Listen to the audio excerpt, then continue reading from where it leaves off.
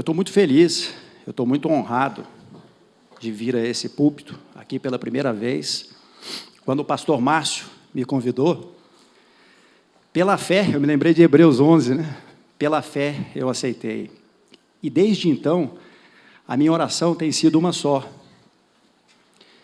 Que Deus me guie, que o Espírito Santo de Deus esteja aqui hoje nessa igreja, entregando a mensagem que Ele quer entregar. Como diz o nosso pastor aqui, que seja menos de mim e que seja mais do Espírito Santo de Deus.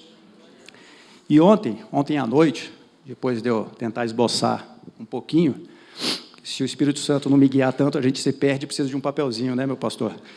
E aí, conversando com a Cíntia, com quem eu sou casado para sempre, eu falei assim: Cíntia, eu estou pensando em falar isso, o que você acha? E ela me disse assim: Léo, está muito escola bíblica. Aí eu falei: amém, então a mensagem é essa. A nossa escola bíblica é uma bênção. Quem não vem está perdendo essa bênção. Venham, é todo domingo, é 9 horas da manhã, com esses homens honrados, com esses grandes mestres a quem Deus deu o dom do ensino. O que eu quero trazer, o tema que eu quero trazer aqui hoje, é o que me parece a centralidade da mensagem cristã. É o plano da salvação, sobre a visão divina, aquilo que Deus fez por nós, e os momentos da vida cristã que nós devemos fazer para isso, para nos encaixarmos nesse plano da salvação. E aí, eu começo com uma frase que não é minha, é uma frase de Billy Graham, que ele fala: o amor, a Bíblia é isso. A mensagem central da Bíblia, em suma, em última análise, é que o amor venceu a morte. O amor venceu e a morte morreu. Amém? Toma posse disso, se apropria disso. A mensagem do Evangelho, a mensagem cristã, é uma mensagem de amor. E hoje, ao longo dessa semana, quando as minhas orações ainda eram para confirmar se essa mesmo era a mensagem que ele queria trazer para a igreja, eu recebi num dos grupos, eu acho que foi da equipe de trabalho, ou dos encontristas de novembro, o irmão Charles está aí, não, né? Charles, deve estar na escola bíblica ainda. Família em curso. Ele mandou uma mensagem que dizia o seguinte: a Bíblia é uma carta apaixonada de um pai que quer dar aos seus filhos a alegria da eternidade. A Bíblia é uma carta apaixonada de um pai que quer dar aos seus filhos a alegria da eternidade. Minha filha está aqui, eu prometi a ela que eu não falaria, mas eu não consigo reter a emoção e as lágrimas, porque quando a gente pensa no plano da salvação, a gente pensa no que Deus já fez e ainda faz por nós. A palavra de Deus, Eclesiastes, capítulo 3, versículo 11, diz que Deus colocou a eternidade em nosso coração. Nós somos criados para sermos eternos e imortais. E 1 Coríntios, capítulo 2, versículo 9, acho até que é o versículo da célula do pastor Márcio, né? Ele diz assim, repitam comigo, igreja: nem olhos viram, nem ouvidos ouviram, nem jamais penetrou no coração do homem aquilo que Deus tem preparado para aqueles que o amam. Amém, Jesus? E esse amor de pai para nós, que é um amor de um pai que é Deus, e não é só de um Deus que é pai, isso faz toda a diferença. Ele é um amor grande, ele é um amor misericordioso, é um amor que a gente não consegue entender. E é por isso que Mateus 25, 34, fala que há um reino lá à espera de nós, desde a fundação do mundo. Desde a fundação do mundo, há algo preparado para nós, que nós não temos a dimensão, nós não temos capacidade de compreender quão maravilhosas são as coisas que Deus tem à nossa espera. Amém? E esse amor dele, esse amor divino, ele tem uma característica muito marcante, que é o livre-arbítrio. O amor de Deus, eu tenho 2 filhas, e às vezes, última vez que eu me refiro, tá, filhinha? Não fica com vergonha, não. Eu tenho 2 filhas. Eu e a mãe delas, nós damos o mesmo amor, a mesma educação, os mesmos princípios para as 2. E, em nome de Jesus, elas andarão nos caminhos e nas veredas endireitadas do Senhor, Mas se uma delas escolher um caminho diferente, por livre arbítrio, isso não, na realidade, vai separá-las do amor que eu tenho por elas. E foi mais ou menos, e é exatamente isso, o que, de algum modo, o livro de Gênesis, o livro da criação, lá no capítulo 3, que fala do pecado, dessa doença que existe no coração humano, que cria um abismo que nos separa de Deus, e Cristo depois vem botar a cruz exatamente para fazer uma ponte entre nós e Deus, nos reconectando a Ele. Esse livre-arbítrio fez com que o homem se afastasse. O mau uso, do livre-arbítrio fez com que o homem se afastasse de Deus. Mas ele se afastou de Deus, ele saiu da presença de Deus, e o pecado é isso, mas não nos separou de Deus, porque Romanos 8 diz que nada, absolutamente nada, pode nos separar do amor de Deus. E o plano de salvação é isso. O plano de salvação, em última análise, é, na realidade, um plano de resgate, de restauração, de reconciliação com a ideia, a identidade, a natureza e o propósito nosso enquanto filhos, que vamos herdar, e já devemos herdar. Logo, aquilo que Deus tem preparado para aqueles que o amam, aquele reino que está lá nos céus esperando a gente.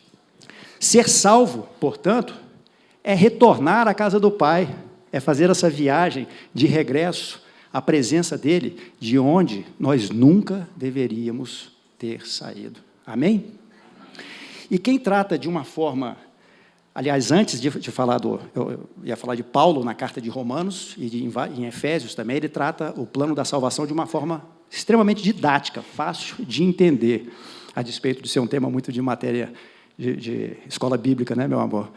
Mas, assim, Jesus é o único caminho de reconexão nossa à presença de Deus. É por isso que o Evangelho de João, lá, capítulo 14, versículo 6...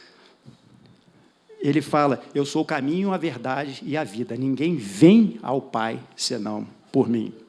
Projeta para mim, por gentileza, Efésios, carta de Paulo ao Efésios, à igreja de Éfesos, capítulo 2, vamos ler aí dos versículos 4 a 9. Nesses versículos, Paulo vai falar da transição do pecado para a salvação pela graça. A graça, que a gente traduz como favor imerecido, eu prefiro olhar e ver assim, é um amor, é uma misericórdia tão grande de Deus que nos alcança que a gente não consegue compreender. É de graça, é como se fosse um presente gratuito, a gente não precisa pagar preço para tê-lo. O preço já foi pago por nós, amém? Mas Deus, sendo rico em misericórdia, pelo seu muito amor com que nos amou, olha a graça aqui, estando nós ainda mortos em nossos delitos, nos vivificou juntamente com Cristo, pela graça sois salvos, e nos ressuscitou juntamente com Ele, e com Ele nos fez sentar nas regiões celestes em Cristo Jesus, para mostrar nos séculos vindouros a suprema riqueza da sua graça, pela sua bondade para conosco em Cristo Jesus. Porque pela graça sois salvos, por meio da fé, e isto não vem de vós, é dom de Deus, e não vem das obras, para que ninguém se glorie. Amém, igreja? Mas o plano da salvação, ele não foi exposto só nessa carta de Paulo a Efésios. Na realidade, João, capítulo 3, versículos 16 e 17, projeta. O versículo 16 é o da minha célula, é talvez um versículo que eu mais gosto na Bíblia também, porque Deus amou o mundo de tal maneira que deu o seu Filho unigênito, para que todo aquele que nele crê não pereça, mas tenha a vida eterna. Porque Deus enviou o seu Filho ao mundo, não para que julgasse o mundo, mas para que o mundo fosse salvo por ele. Amém? Olha o Evangelho de João explicando o plano da salvação. Olha a graça que nós recebemos pelo um amor e uma misericórdia que são incapazes, a nossa mente humana é incapaz de compreender o tamanho desse amor, o tamanho dessa graça, o tamanho dessa misericórdia.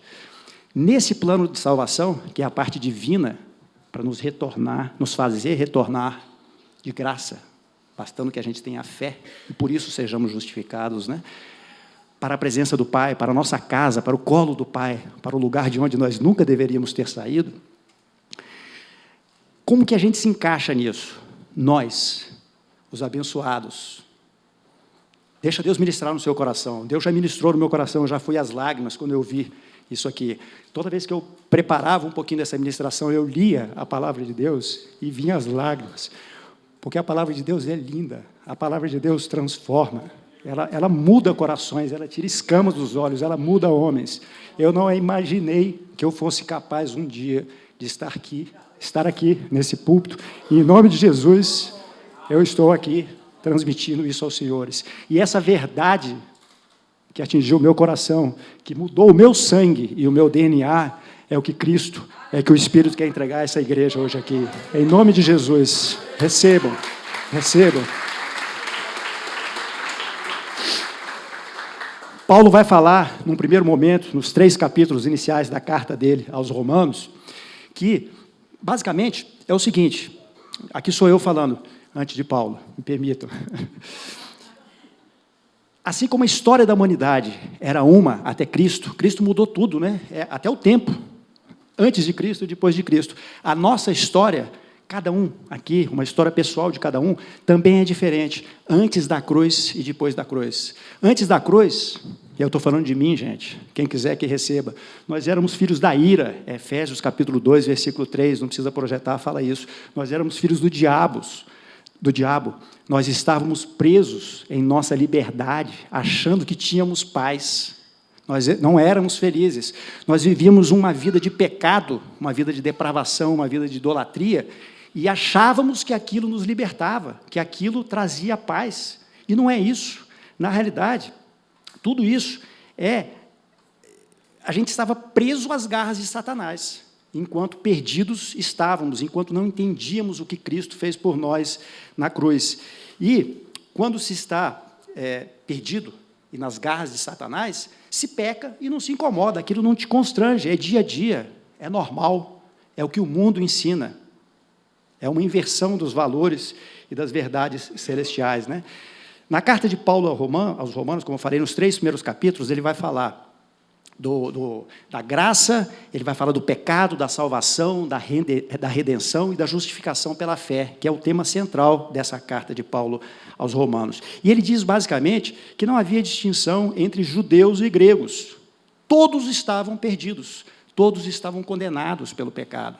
A família, os judeus, por serem descendentes da família de Abraão, se sentiam de algum modo, porque tinham a lei, porque tinham a circuncisão, tinham os rituais, as práticas, se sentiam melhores do que os gregos, do que os gentios, né? E Paulo vem e coloca todos no mesmo balaio, vamos dizer assim. Todos praticavam pecado, idolatria e depravação. Eu me lembro bem daquela parte inicial de Gênesis, quando Moisés fala que Deus chegou a se arrepender de ter criado o homem, porque ali na descendência de Adão, havia depravação, havia idolatria, havia todo tipo de corrupção de gênero humano. Caim matou Abel, foi o primeiro assassinato. Deus chegou a se arrepender mesmo de ter criado essa obra-prima que é nós, embora ele tenha achado graça em alguns homens e visto justiça neles, pela ordem, né? Noé, Enoque e Abraão. Isso está escrito nos 3 primeiros capítulos de Romanos. Projeta para mim, por favor, antes disso, Romanos 3,10, então, vai dizer que não há nenhum justo sequer, nenhum homem justo na terra, todos ímpios. 6,23 vai falar que o salário do pecado é a morte, e Romanos 3, 9 e 23 vai dizer, não precisa projetar, que tanto os judeus quanto os gregos estão debaixo do pecado, todos pecaram e carecem da glória de Deus. Eu espero que essa igreja não se identifique nisso. Até a cruz, talvez nós estávamos assim. Hoje, em nome de Jesus, todos que estão aqui, eu creio, já foram justificados, são salvos pela graça de Jesus e pela fé que vocês têm nesse sacrifício feito por nós na cruz. Projeta para mim João, Evangelho de João 3, 18, 19, que fala exatamente desse julgamento de quem crê e quem não crê. Quem crê nele, que é o nosso caso, igreja, não é julgado, mas quem não crê já está julgado, porquanto não crê no nome do unigênito Filho de Deus. E o julgamento é este: a luz veio ao mundo, e os homens amaram antes as trevas que a luz, porque as suas obras eram más. Coloca também João 3,36, que a gente às vezes lê João 3,16, que fala do amor de Deus, que Ele deu ao mundo para o plano da salvação, a missão de Cristo aqui na terra, mas a gente esquece de ler esse aí, ó. Quem crê no Filho tem a vida eterna, amém? Quem crê no Filho aqui? Receba, meu irmão, você tem a vida eterna. O que, porém, desobedece ao Filho, não verá a vida, mas sobre ele permanece a ira de Deus. Esse negócio de falar que Deus ama o pecador, odeia o pecado, é preciso que nós nos apropriemos daquilo que Cristo fez por nós na cruz. A cruz é a maior decisão da divindade, da segunda pessoa da divindade, Pai, Filho e Espírito Santo. É 100% homem, Filho de Deus se fazendo carne, se fazendo homem, e 100% Deus. Toda a divindade habita nele, sem ofuscar a humanidade, e toda a humanidade habitou em Cristo, sem desmerecer a sua divindade. E ele vem como propiciação dos nossos pecados, como oferta sacrificial, em substituição a nós, no nosso lugar, leva todo o pecado para a humanidade sobre ele, e aí, com esse ato, nós somos o quê? Pela fé, salvos e justificados. A gente sai da condição de perdidos e passamos a ser justificados, que nada mais é do que no processo bíblico da salvação, uma declaração de Deus que nós somos justos, que o tribunal não vai nos aplicar mais uma sentença de morte, uma sentença de condenação pelo pecado que habitava e habita ainda. Nós vamos falar isso no processo de santificação, que é o terceiro momento da vida cristã. Paulo vai dizer, na carta ainda aos Romanos, que ninguém é aceito, ninguém é perdoado, ninguém é redimido, ninguém é lavado pelo sangue de Jesus pelas obras da lei, mas sim pela fé.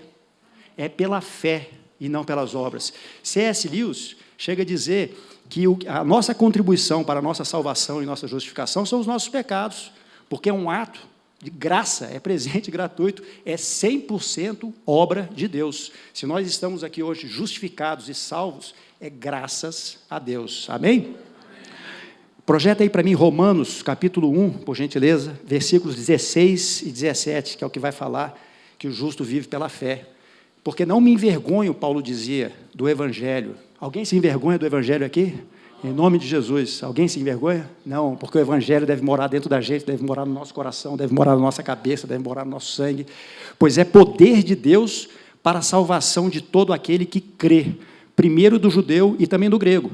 Porque no Evangelho é revelada de fé em fé a justiça de Deus, como está escrito, mas o justo viverá pela fé.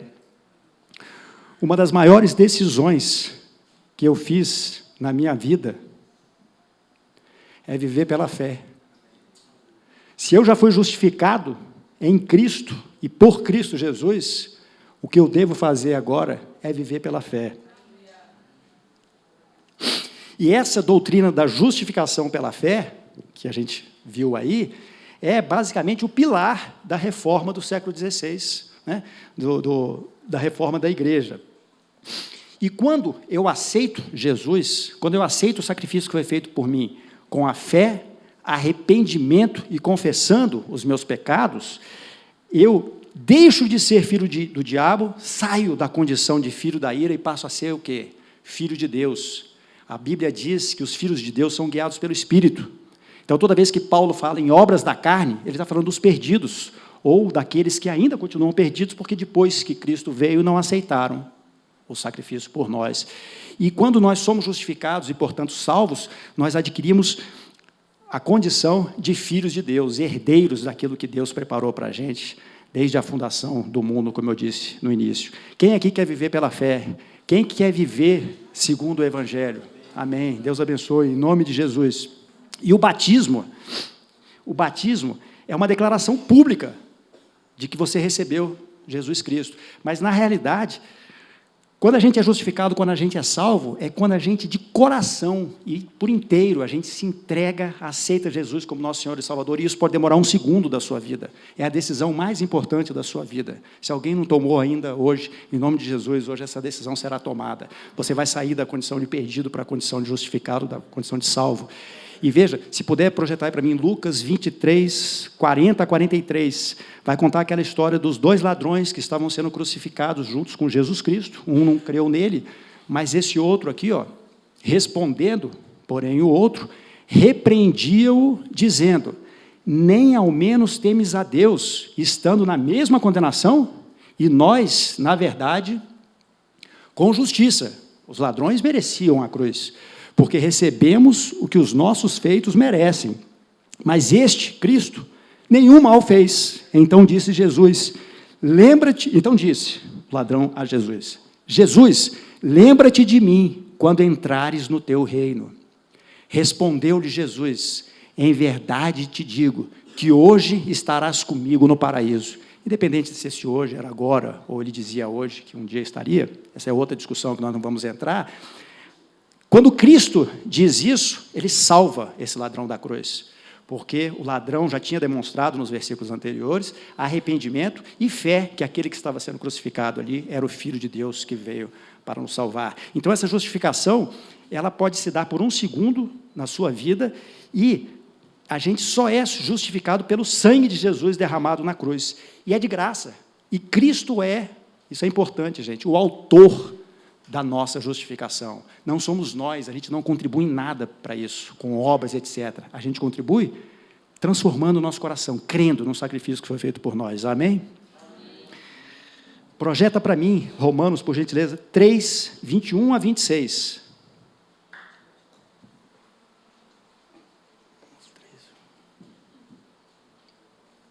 Esse trecho vai tratar também da justificação pela fé em Cristo Jesus.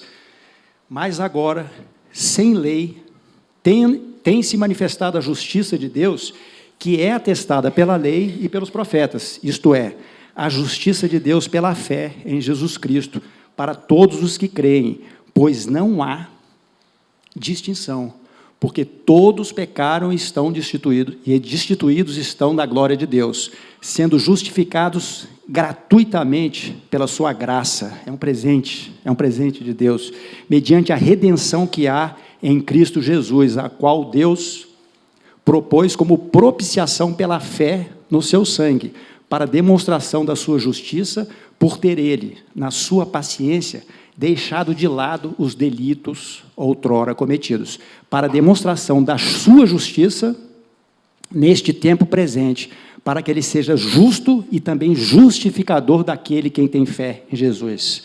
Amém? Quem tem fé em Jesus está justificado. E a justiça, e nesse processo bíblico de salvação, a declaração de que nós estamos salvos, ela pressupõe uma justiça totalmente diferente da justiça que a gente conhece aqui. Eu creio, e Deus tem falado comigo nas minhas orações, que se hoje eu estou aqui falando a essa igreja, talvez seja porque eu sou um homem que profissionalmente opera perante a justiça. Eu advogo, eu sou advogado. E a justiça dos homens é uma justiça retributiva, é a aplicação de penas, de sanções, de gravames a atos ilícitos, a pecado, ou seja, cogita-se da culpa. E a justiça de Deus, essa que a gente acabou de ver, a justiça divina, ela não é retributiva, ela é restaurativa, ela é baseada no amor, ela é baseada na caridade, no amor ágape. Deus se substitui a nós, Cristo Jesus, se faz pecado para morrer em nosso lugar e levar os seus pecados na cruz, levando a culpa de toda a humanidade. Receba esse sacrifício que Deus fez por você, irmão. Amém? E quando a gente é justificado, vamos ler ainda um pouquinho dessa justificação, Romanos 5, projeta para mim os versículos 1, 2 e 5, que vai falar da justificação pela fé. Essa justificação vai trazer uma paz em nosso coração. Justificados, pois, pela fé, tenhamos paz com Deus. É essa paz que excede todo entendimento.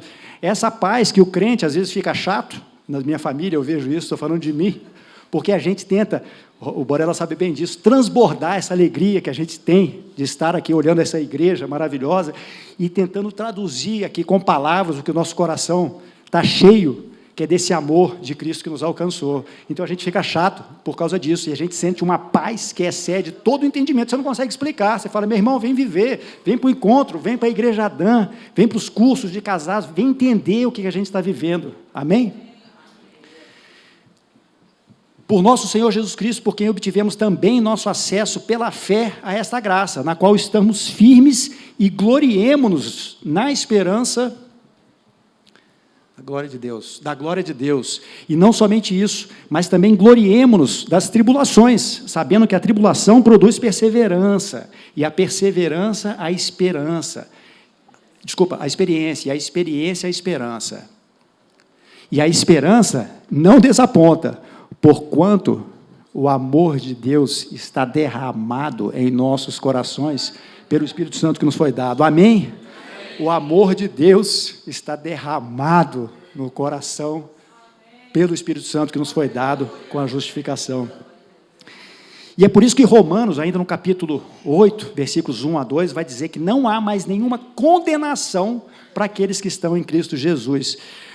Se é liberto do pecado, sem obras, zero obediência, é graça, é justificação pela fé. Amém? Amém, irmã Lourdes? Amém. E esse amor de Deus, que é derramado no nosso coração, pelo Espírito Santo, é só o Espírito Santo que consegue fazer com que a gente transite aquele 1 segundo lá do ladrão da cruz. No meu caso, foi na confissão, lá no encontro, e os senhores sabem o caso de vocês, quando que vocês encontraram com Deus, quando que vocês conheceram esse Jesus maravilhoso que transforma de dentro para fora.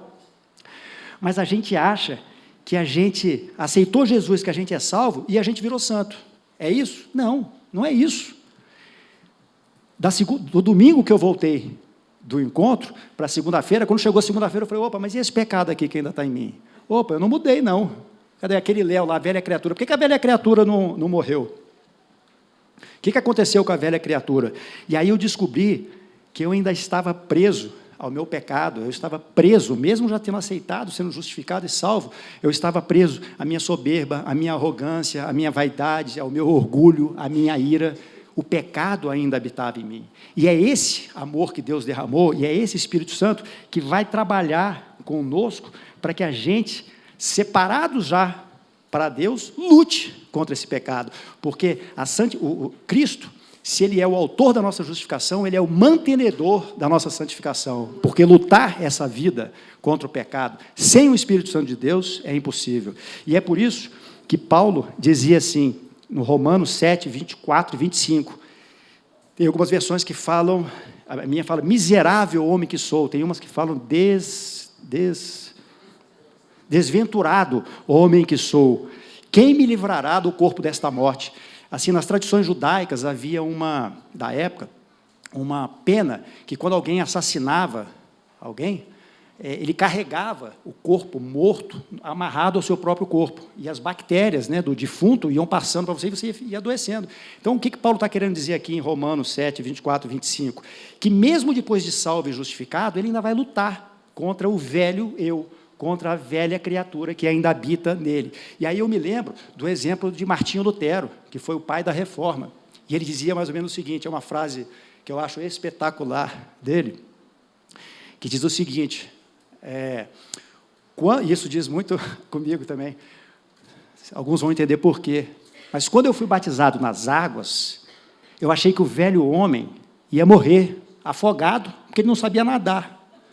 Mas não é que o infeliz, o miserável e desgraçado do homem sabia nadar, e ele não morreu, ele continuou o dia seguinte, segunda-feira, caminhando contigo. Então, Lutero dizia, eu tenho que matar ele todo dia um pouco.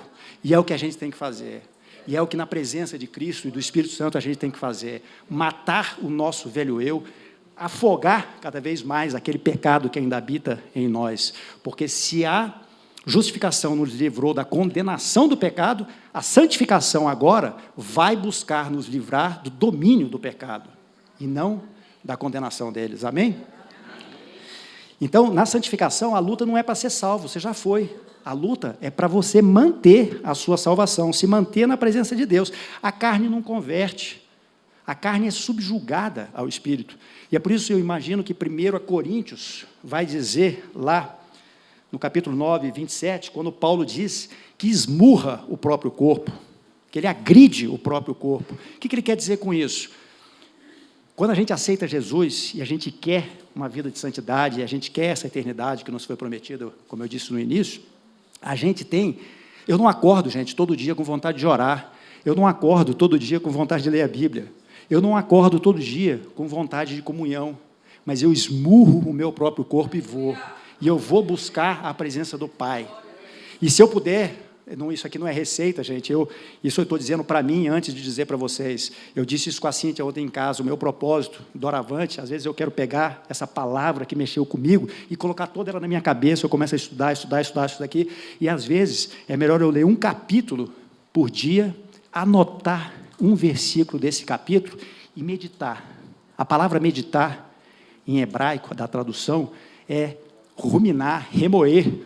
Então, o que é meditar? É Deus falando com a gente ora quando a gente fala com Deus, e meditação, Deus já falou com a gente através da palavra, e a gente leu aquele capítulo de manhã, quando a gente vai buscar a presença de Deus. Aliás, a gente tem que botar combustível no carro, o Espírito Santo no nosso processo de santificação, quando a gente acorda, porque a gente entrega o dia, e não quando a gente vai deitar, porque ninguém bota combustível quando o carro volta da viagem, né? Bota combustível para viajar. Então, a gente medita naquele versículo, e em nome de Jesus, se você meditar um capítulo por dia, e um versículo que falou mais forte no seu coração, anotar no seu caderninho, no final do dia, Deus vai ter falado contigo, e vai ter revelado aquele versículo. Amém? Em nome de Jesus, eu creio nisso, receba isso. Deixa Deus ministrar no seu coração. Portanto, se na justificação nós nos livramos da condenação do pecado, aqui, na santificação, nós vamos nos livrar do domínio do pecado. Isso está em Romanos 6, 11, 14. Pode projetar, por favor. A gente deve crucificar a nossa carne com Cristo e ressuscitar com Ele. Também vós considerai-vos como mortos para o pecado, mas vivos para Deus em Cristo Jesus. Não reine, portanto, o pecado em vosso corpo mortal, para obedecerdes às suas concupiscências. Nem tampouco apresenteis os vossos membros ao pecado, como instrumentos de iniquidade, mas apresentai-vos a Deus, como redivivos dentre os mortos, e os vossos membros a Deus, como instrumentos de justiça. Pois o pecado não terá domínio sobre vós, porquanto não estáis debaixo da lei, mas debaixo da graça. Então, olha aí o processo de santificação, nos livrando do domínio do pecado. Se a gente se livrou da condenação, agora a gente se livra, nesse processo que dura a vida inteira, do domínio, e na glorificação, em nome de Jesus, que vai... Justificação, 1 segundo. Santificação, a vida inteira. E a glorificação, que é toda a eternidade, é mais do que vida inteira, é a verdadeira vida, né? É a vida que nos aguarda, que nos espera. Na realidade, na glorificação, que é o último momento, que talvez eu nem aborde ele aqui, nós vamos nos livrar da presença do pecado, que nós vamos subir com um corpo glorificado, seja pelo arrebatamento, seja pela ressurreição dos mortos, a gente vai subir com a imagem de Cristo, porque Cristo é o mantenedor da nossa santificação, e não há santificação longe do Espírito Santo. É por isso que Efésios 1,14, não precisa projetar, diz que o Espírito Santo é o penhor da nossa herança. Então, santificação é isso, é o agir de Cristo nos transformando, para nos tornar mais parecido com Ele, nos livrando do domínio do pecado. E sem o Espírito Santo isso não é possível. E é por isso que Paulo falava das obras do Espírito, e não mais das obras da carne. A função da santificação é nos manter justos, e não nos tornar justos. E como é que entra a lei, gente? A lei nesse processo, a palavra. Como é que entra a lei nesse processo?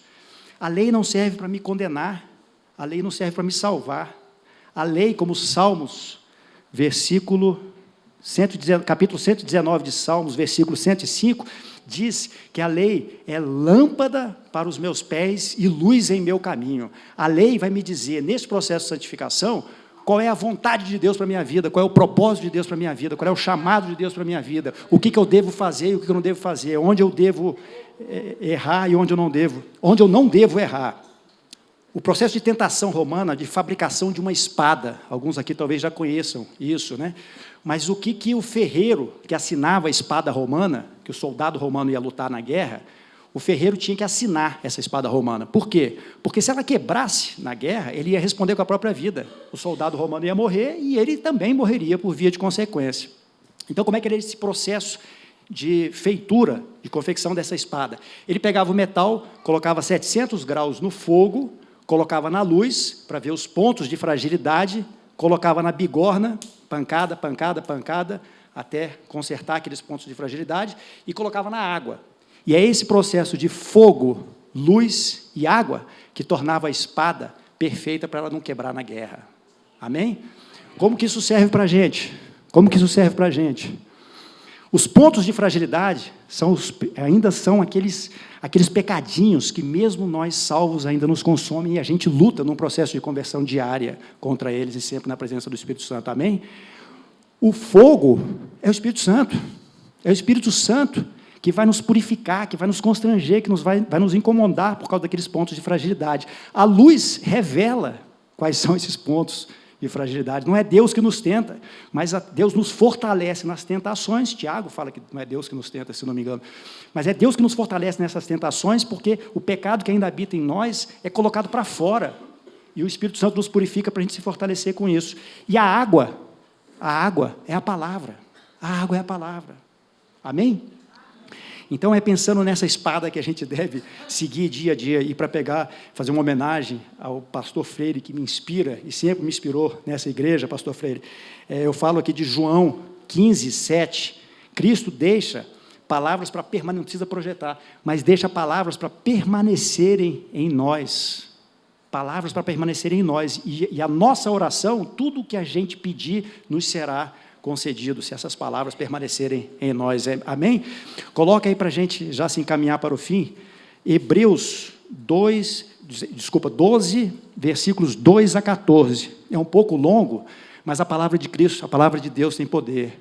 Ler a Bíblia, ouvir a Bíblia. Hoje eu estava comentando aqui com a Cíntia, eu acho que a ministração mais linda que deve existir, Deus queira que um dia alguém faça isso aqui nesse púlpito, mas é selecionar só versículos, que os versículos dizem por si só uma mensagem integral. Então, a gente tem que ter muito respeito e reverência pelo texto bíblico. E aqui em Hebreus 12, 2 a 14, vai falar exatamente desse processo de correção. Esse processo de correção. E Cristo sofreu até as últimas consequências desse processo. Então, nós temos que resistir até o sangue. Mas essa luta não pode ser travada sem a presença do Espírito Santo. O autor de Hebreus fala, fitando os olhos em Jesus, autor e consumador da nossa fé, o qual, pelo gozo que lhe está proposto, suportou a cruz, desprezando a ignomínia, vergonha, humilhação, desonra, e está assentado à direita do trono de Deus, lugar de autoridade. Considerai, pois, aquele que suportou tal contradição dos pecadores contra si mesmo, para que não vos canseis, desfalecendo em vossas almas. Ainda não resististes até o sangue, combatendo contra o pecado, e já vós esquecestes da exortação que vos admoesta como a filhos. Filho meu, não desprezes a correção do Senhor, nem te desanimes quando por ele és repreendido, pois o Senhor corrige ao que ama. Quem é pai aqui? Quem é pai sabe disso. O Senhor corrige ao que ama e açoita a todo o que recebe por filho. É para a disciplina que sofreis. Deus vos trata como a filhos, pois qual é o filho a quem o pai não corrija?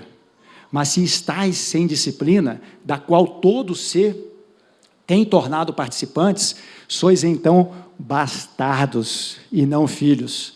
Além disto, tivemos nossos pais, segundo a carne, para nos corrigirem, e os olhavam com respeito. Não nos sujeitaremos muito mais ao Pai dos Espíritos e viveremos? Pois aqueles, por pouco tempo, nos corrigiam, como bem lhes parecia, mas este, para nosso proveito, para sermos participantes da sua santidade. A santidade, gente, é de Deus. Amém? Na verdade, nenhuma correção parece no momento, ser motivo de gozo. Ninguém gosta de ser corrigido, porém de tristeza. Mas depois produz um fruto pacífico de justiça, que é aquilo que Paulo Romanos fala lá. A graça vai produzir, a justiça vai produzir a graça que vai justificar e que vai transformar em paz. Amém? Depois produz um fruto pacífico de justiça nos que por ele têm sido exercitados. Portanto, levantai as mãos cansadas e os joelhos vacilantes e fazei veredas direitas para os vossos pés, para que o que é manco não se desvie, antes seja curado.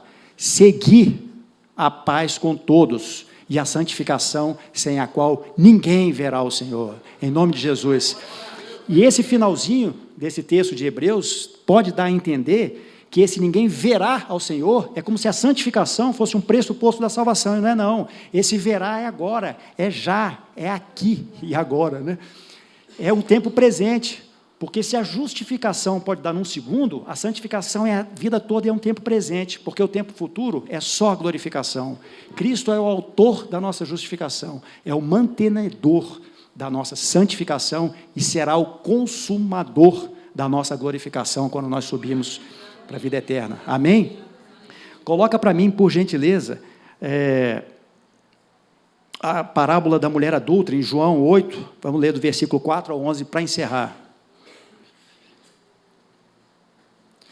Nessa parábola, todos conhecem, mas é sempre bom ler e deixar a palavra entrar no nosso coração.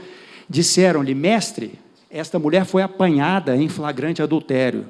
Ora, Moisés nos ordena na lei que as tais sejam apedrejadas. Tu, pois, que dizes, isto diziam eles, tentando, para terem do que acusar. Jesus, porém, inclinando-se, começou a escrever no chão com o dedo, mas como insistissem em perguntar-lhe, ergueu-se e disse-lhes: aquele dentre vós que está sem pecado, seja o primeiro que lhe atire uma pedra. E, tornando a inclinar-se, escrevia na terra. Quando ouviram isto, foram saindo um, a começar pelos mais velhos, os mais sábios, até os últimos. Ficou só Jesus e a mulher ali em pé. Então, erguendo-se Jesus, e não vendo ninguém senão a mulher, perguntou-lhe: mulher, onde estão aqueles teus acusadores? Ninguém te condenou? Respondeu ela: ninguém, Senhor. Então disse-lhe Jesus: nem eu te condeno. Ele salvou a mulher, ele justificou a mulher. Vai-te e não peques mais. Essa é a santificação. Então, nessa parábola, a gente vê a justificação e a gente vê a santificação. A justificação é isso: eu não te condeno mais. E a santificação é: vai, não peques mais. Amém? A glorificação, só para não ficar sem abordagem, eu vou falar só 2 versículos aqui rapidamente. Um é Romanos 8:30, se puder colocar. Eu disse já que Jesus é o consumador da nossa glorificação, né? E é tempo futuro, é quando nós subirmos para a eternidade, já com uma imagem de Cristo, né? Romanos 8:30 vai falar assim: e aos que predestinou, e estes também chamou, e aos que chamou, a estes também justificou, e aos que justificou, a estes também glorificou. Em nome de Jesus, meu irmão, bota Apocalipse 21:27, por favor, também. Eu quero crer que toda essa igreja, todos aqui já foram justificados, são salvos. E a única forma de nós perdermos a nossa salvação é se nós rejeitarmos esse amor de Cristo, é se nós rejeitarmos o que Cristo fez por nós na cruz. Pecados haveremos de cometer, essa é a boa notícia, gente. Pecados haveremos de cometer, mas que sejam pecados, embora não haja hierarquia, e a gente aprende isso muito bem aqui nessa igreja, entre pecadinho e pecadão, mas que seja um pecado queda, que seja um pecado que a gente se desvia, uma casquinha de banana, a gente cai, mas a gente se incomoda, aquilo nos constrange e faz a gente voltar, pela ação do Espírito Santo, à presença do Pai. Não é esse pecado que nos vai fazer perder a salvação, o pecado que nos faz perder a salvação, em nome de Jesus não vai haver isso aqui, eu profetizo, é a rejeição do que Cristo fez por nós na cruz, esse amor e essa graça. Apocalipse 21:27, poderia terminar se não fosse com outro versículo, né, meu pastor? E não entrará nela coisa alguma que contamine e cometa abominação e mentira, mas só os que estão inscritos no livro da vida do Cordeiro. Isso diz com a nossa purificação plena, que vai se dar na glorificação, a nossa ida para a eternidade, em que nós livraremos, aí sim, da presença do pecado. Amém? Justificação nos livrou da condenação do pecado. Santificação nos livrou do domínio do pecado. E a glorificação nos livrará, em nome de Jesus, da presença do pecado. Em nome de Jesus, há alguém ainda aqui nessa igreja que não aceitou a Jesus Cristo como seu Senhor e Salvador e quer, nesta oportunidade, entregar a vida a Cristo, receber o sacrifício por fé, receber por fé o sacrifício que foi feito por nós naquela cruz do Calvário, aquele preço de morte, aquele preço de sangue que foi derramado em nossas vidas. Se há alguém, gente, vem aqui, nós vamos orar por você. Por outro lado, em nome de Jesus, essa igreja é salva, essa igreja já está justificada, essa igreja já se mantém nesse processo de santificação durante a vida toda, e em nome de Jesus subirá com o corpo glorificado, ascenderá aos céus. Você aí, meu irmão, minha irmã, que como eu aqui, que vou receber também, que quando a gente fala somos os primeiros a receber, você que está nesse processo de santificação, você que precisa da presença do Santo Espírito de Deus na sua vida, para te ajudar nessa luta contra o pecado, para que esse amor do Espírito Santo seja derramado no seu coração, e que você, com Ele, porque sem Ele é impossível, se você quer ser fortalecido em nome de Jesus, com esse Santo Espírito de Deus derramado no seu coração, dá um passo à sua frente, vem aqui, vem receber uma oração, que vem do alto, vem receber uma oração que vai mudar a sua vida, vem receber uma oração que vai transformar a sua família, vem receber uma oração que vai mudar o destino geracional, que vai proporcionar a sua descendência escolher a família que ela quer,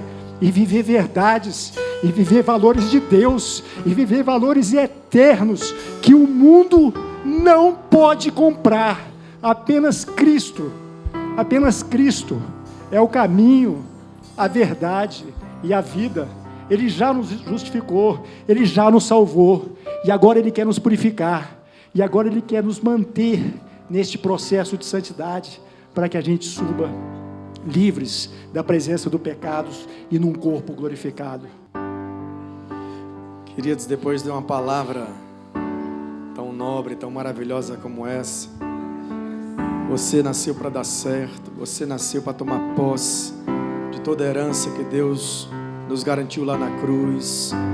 Não deixe que o pecado possa nos parar, nos distrair, mas que a gente continue nesse processo em santificação, porque já fomos justificados. Justificados, nós temos paz com Ele. Tendo paz com Ele, as coisas vão acontecer, as coisas vão se realizar. A gente só não deve atrapalhar o que Deus quer fazer. Só isso a gente não deve fazer. Pai, obrigado. Obrigado por essa manhã que o Senhor nos dá na Tua presença. Obrigado por essa palavra, a palavra que veio com tanta graça do Teu trono. Senhor, muito obrigado, porque a Tua palavra é viva e eficaz e mais penetrante que a espada de 2 gumes, que penetra, Senhor, indo até a divisão da alma e do Espírito, ó Pai. Muito obrigado. Espírito Santo, nós queremos acertar, nós queremos caminhar contigo em todo tempo, em todo momento. Nós queremos não atrapalhar, Espírito Santo, essa grande obra que o Senhor quer fazer nas nossas vidas, Pai.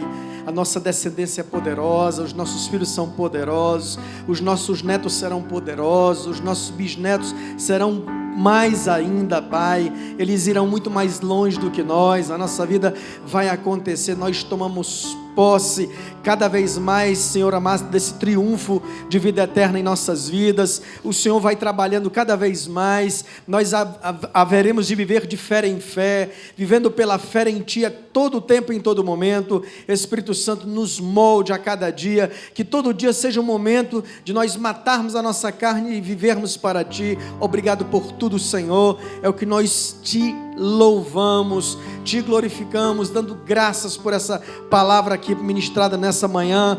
É assim o fazemos por fé, ligando na terra para que seja ligado nos céus, no poderoso, excelso e sacrossanto nome do Senhor Jesus Cristo. Quem crê e toma posse, diga amém.